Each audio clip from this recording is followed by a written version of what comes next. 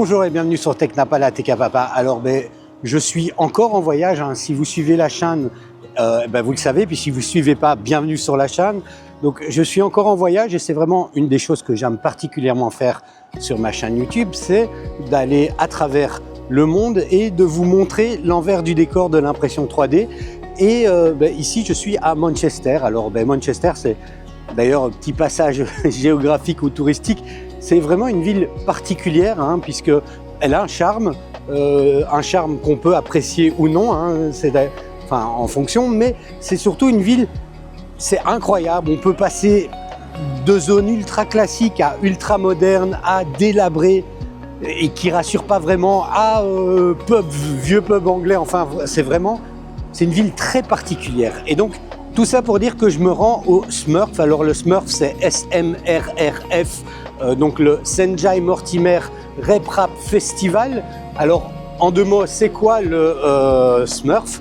C'est un festival, c'est vraiment un festival. Donc l'idée, c'est pas ici un salon professionnel dans lequel il va y avoir plein de stands et de marques qui vont présenter leurs nouveautés.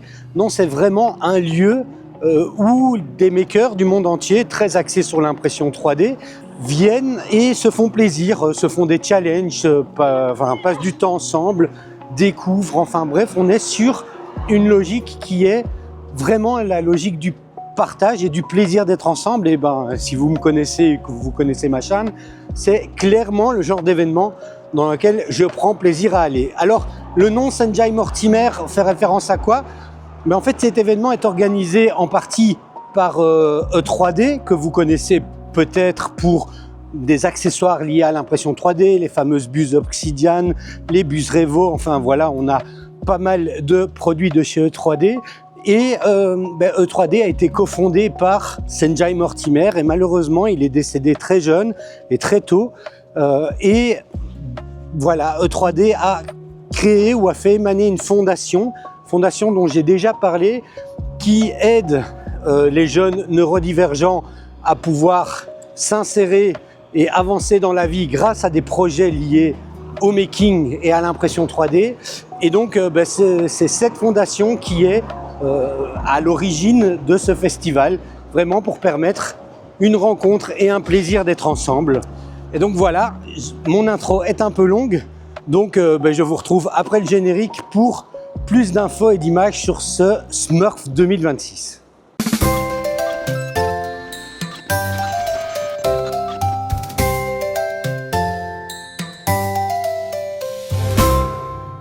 Alors l'événement a lieu ici dans l'université de Manchester. L'université de Manchester est un lieu un peu particulier puisque c'est un lieu complètement décentralisé. On n'est pas sur une logique de campus comme on peut en avoir chez nous, en Belgique ou en France. C'est vraiment, il y a des bâtiments partout dans la ville, un peu comme si c'était des immeubles de bureaux, sauf que c'est le campus universitaire et donc c'est un peu comme si tout le centre-ville était un peu l'université. C'est quelque chose d'assez amusant et vous pouvez voir ici déjà sur les fils qu'à l'ouverture, il y a déjà pas mal de monde qui attend pour pouvoir entrer et d'ailleurs moi-même je vais attendre pour pouvoir rentrer. Oh hey Thierry. It's just for the B-roll. Alors l'événement lui-même, comme vous le voyez, est situé dans une grande salle de cette université. C'est un événement qui est quand même... C'est pas très très grand, soyons honnêtes. Il est sur 2 niveaux, mais on fait assez vite le tour. Par contre, ce qui est intéressant, c'est qu'on a quand même de quoi s'occuper pendant longtemps, puisque on a non seulement, comme vous le voyez ici, toute une série de stands où sont organisés des jeux, des ateliers ou des démonstrations. Et c'est pas que des stands commerciaux, il y a des universités qui sont présentes, il y a des associations qui ont développé des choses, on a une série et aussi quelques marques qui sont présentes. Par exemple, ici, je vous montre, on a BQ qui était présent et alors pourquoi BQ Bit3Tech est présent? Comme c'est un festival qui est quand même fort axé sur l'open source, puisqu'il faut le dire, et que BQ via Bit3Tech est très présent par rapport à leur carte mère et à leur offre qui est fortement utilisée dans les solutions open source, ils ont leur place là. On a également au niveau des... En fait, c'est les sponsors qui sont présents, pour le dire clairement. On a également Prusa qui est présent dans beaucoup de ces événements et qui a ici encore un stand. Alors sur leur stand, ils ne présentent pas encore leur index. Je sais que beaucoup d'entre nous sont à attendre cet index. Donc ils ne le présentent pas encore sur leur stand, mais on a le stand juste à côté qui est le stand de chez Bontech. Et Bontech, là, ils ont justement l'index avec une Core One qui est présentée, et donc on pouvait un petit peu le voir tourner.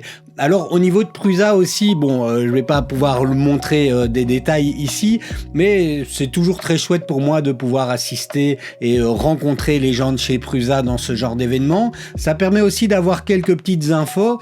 Et notamment, ce que j'ai pu voir, c'est une version préliminaire de Prusa Slicer 3. Et bien que je peux rien dire du tout, je peux déjà vous dire que moi, personnellement, je suis conquis. Voilà, donc je pense que ça va quand même changer pas mal de choses pour ceux qui aimaient Prusa Slicer, qui avaient pris l'habitude peut-être maintenant d'aller sur des slicers un peu plus modernes comme Orca Slicer. Eh ben, je pense qu'on va revoir comme ça quelque chose de moderne qui va nous plaire avec cette version de Prusa Slicer 3. Donc là, on verra, j'attends avec impatience la bêta.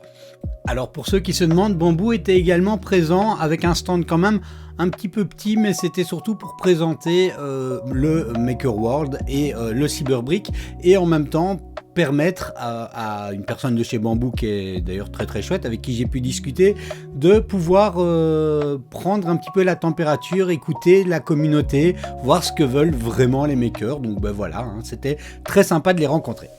Alors au-delà des stands, il y avait aussi de quoi occuper la journée avec une série de conférences, de séminaires et d'ateliers organisés. Notamment par exemple, on avait des ateliers de construction de droïdes qui étaient plutôt sympas.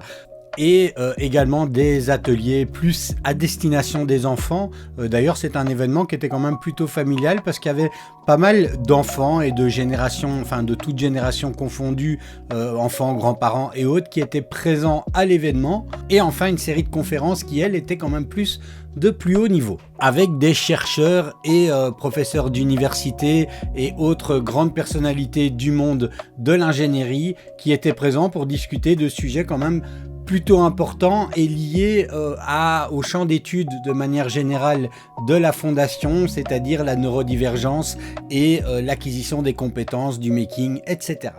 Un autre point intéressant de ce genre d'événement, surtout pour nous les créateurs de contenu, c'est que c'est aussi une occasion de pouvoir se retrouver. Donc sur place, il y avait plein d'autres créateurs de contenu. Alors vous pouvez voir ici un petit peu sur la liste. D'ailleurs, moi j'y étais avec une belle faute dans mon nom, mais bon voilà, c'est pas grave. Et donc ce sont des créateurs de contenu, certains avec qui je m'entends vraiment particulièrement bien. Il y avait des événements organisés avec des créateurs de contenu, par exemple ici Sam Prentice qui fait une espèce de petit jeu avec des chars qui doivent être détruits, où on avait Grant de 3D Mousquetaires qui faisait une espèce d'interview avec des produits épicés. Enfin voilà, c'était des petits jeux un petit peu sympas. Mais comme vous le voyez, très peu de créateurs de contenu francophones, puisque je pense que j'étais le seul avec mon ami Frig qui s'est lancé d'ailleurs aussi sur YouTube, donc qui est aussi un créateur de contenu maintenant. Alors qu'est-ce que je retiendrai de cette édition et de cet événement ? Pour moi c'était un événement qui était quand même vraiment sympathique, petit effectivement comme je l'ai dit, mais avec des gens vraiment passionnés, et même s'il y avait quelques stands un peu commerciaux qui étaient là, déjà on ne pouvait rien acheter.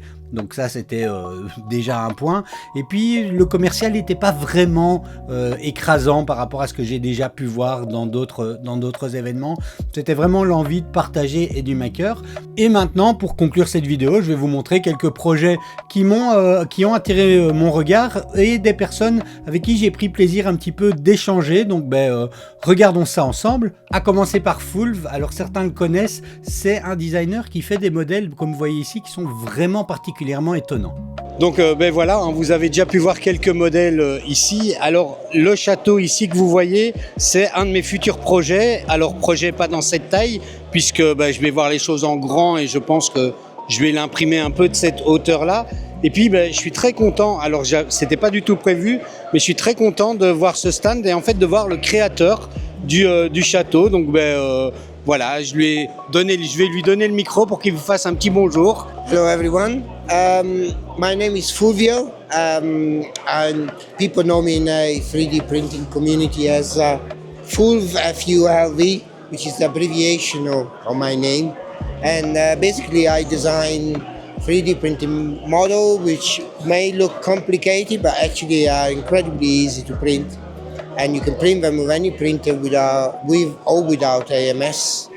And and I have a selection of models from haunted houses and the Dracula castle that you just mentioned.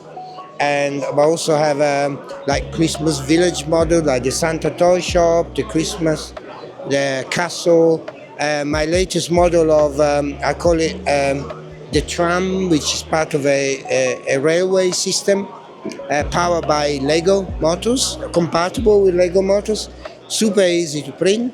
I have a Tuscan villa inspired by my childhood memories of being growing up in Italy.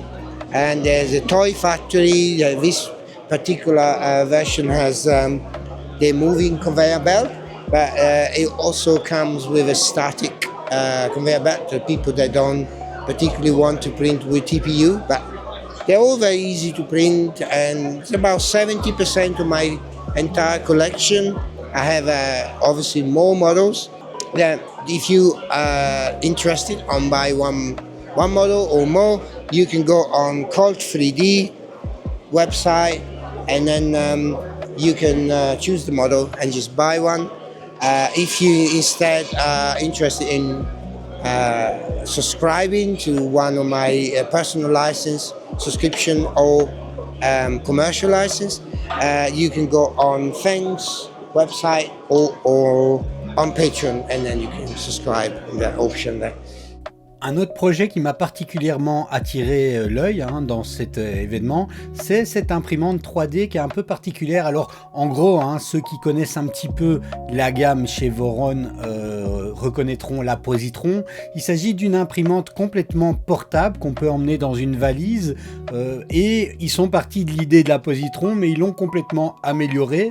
Donc voilà, moi c'est un projet qui m'a vraiment particulièrement intéressé. Je vais essayer de prendre contact avec eux pour voir si il y a moyen que je puisse en tester une à l'occasion, parce que voilà, je pense que, alors c'est un cas d'usage très précis, un bateau, un camion sur le terrain. Ce qu'il y a d'intéressant avec celle-ci, c'est qu'il y a en option une batterie externe, et ils m'ont expliqué qu'on pouvait imprimer avec la batterie externe jusqu'à à peu près 15 heures en PLA, ce qui est énorme.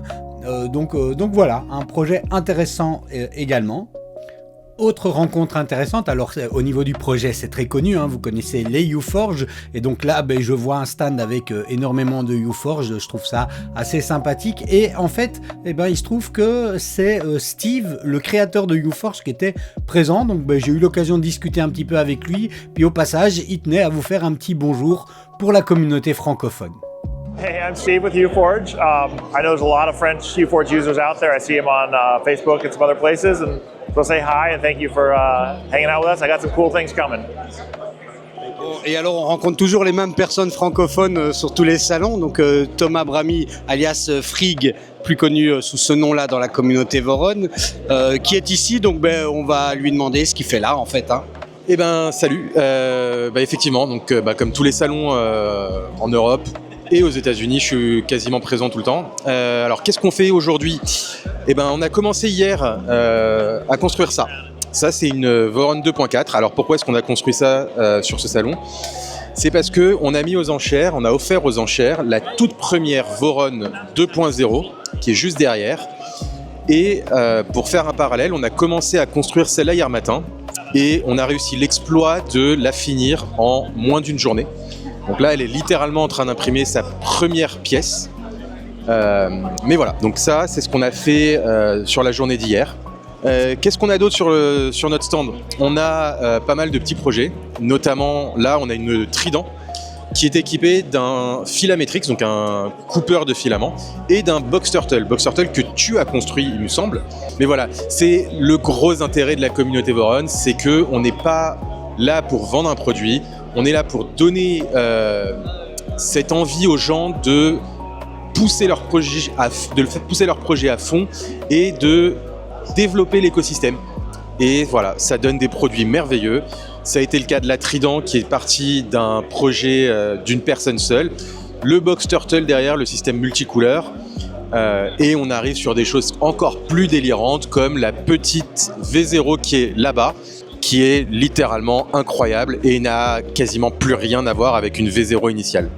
Voilà. Donc voilà, ça termine cette petite capsule. Comme vous avez pu le voir, le Smurf, c'est pas un énorme événement, hein. Donc il ne s'agit pas d'un salon immense où on apprend plein de nouvelles choses. C'est vraiment un petit lieu où des makers passionnés se rencontrent et où il y a des délires, des choses intéressantes à voir. Je vous en ai montré quelques-unes.